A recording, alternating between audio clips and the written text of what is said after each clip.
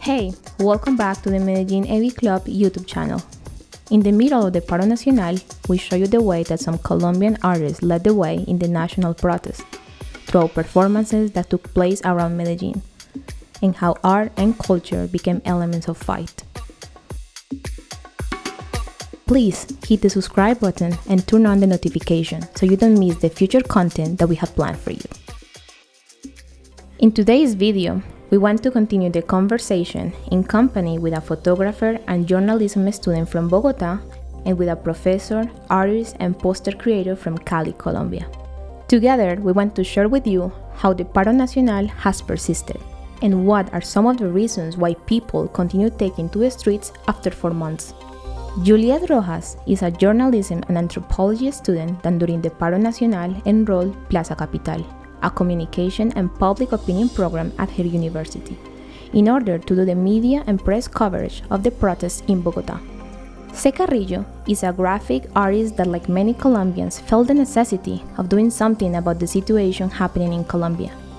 While working in La Linterna, the flashlight, a letterpress printing in Cali that has been around since 1938, he and many others created hundreds of posters about the Paro Nacional with messages that reunited people's feelings. As a quick recap, what started the Paro Nacional in the first place was the tax reform that the government released on April 15th of 2021, in order to boost the economy after the 6-month lockdown of 2020 and the global pandemic that is still around us. The tax reform stated that whether you're rich or poor, you will be taxed 19% on basic things like water, electricity, milk, eggs, and more. This is in a country where people are already struggling to eat 3 times per day. Studies show that in the last 6 months, poverty covers almost 50% of the population, and 1 in every 4 people under 28 is unemployed. On April 28th of 2021, Colombians took to the streets and their right to protest against the tax reform. Many Colombians can recall that they have never seen so many people standing together from the same cause. After 4 days of people marching in different cities of the country, the tax reform was removed, along with the resignation of the minister that promoted it in the first place. However, the tax reform opened Pandora's box to other issues in the country. Desde noviembre del 2019 se percibió que estaba sucediendo algo, ¿no?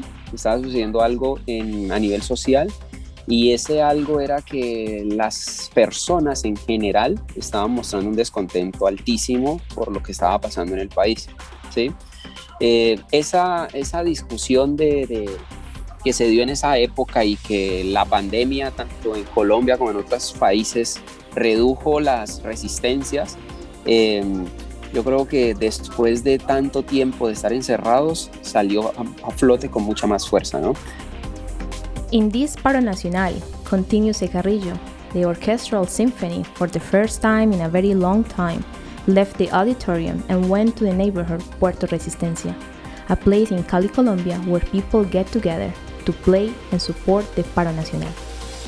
Sadly, Cali, Colombia was one of the places in the country that suffered the most violence and misplaced information. Something that the Paro Nacional did was shake us, because the violence that was indifferent to us for many years reached our cities, said C. Carrillo. Colombians were already tired of the injustice, the corruption, lack of equality, and if it wasn't too much, they had a new health reform upon them.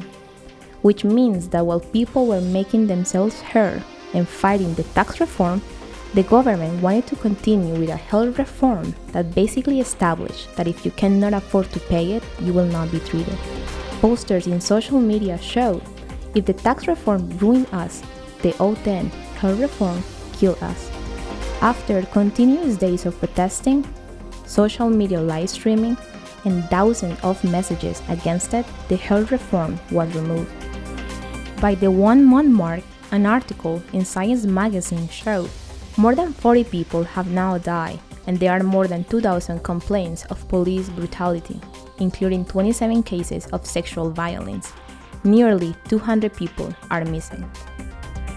After the 2-month mark, television and mainstream media in the country stayed away from talking or making references about the Paro Nacional that was still present in Colombia. Instagram profiles, newspaper columns, and Facebook live streaming were being censored, taken down, or unable to be seen. Necesitamos hacer algo y pues si están censurando, pues toca buscar alguna manera de que no lo hagan. Instead of shifting away or getting distracted with the soap operas, people became more aware of content being shared in the smaller platforms and used them to be informed about how the situation was developing.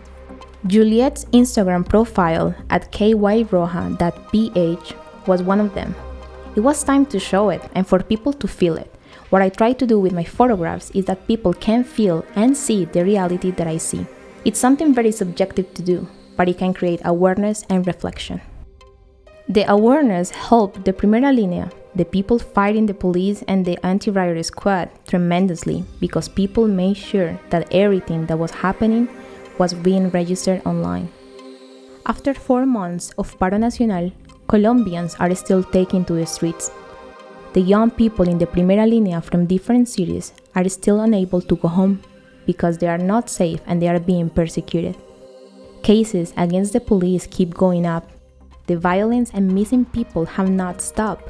The Colombian currency is devalued every day, and all of this while there is a pandemic in the picture. The tax reform was removed, but it does not finish there. Colombians are in need of a tax reform that is correct and fair for the people in the country, as well as a health reform that understands that everyone has the right to be treated and taken care of. And above all, justice for the ones that are no longer here, the ones that are still missing, and the ones that have suffered all kinds of violence from the government, police, and anti-riot squad. The Paro Nacional that began in Colombia since April 28, 2021 can be considered the largest in the contemporary history of the country, se proclama. Hashtag SOS Colombia continues to reach out to platforms of international news, national programs, and even at a film festival in Europe. The Colombian flag, where yellow was the predominant color, is now dressed in red. If you want to know the resources for this video or want to know more about the current situation in Colombia, the links are in the description down below.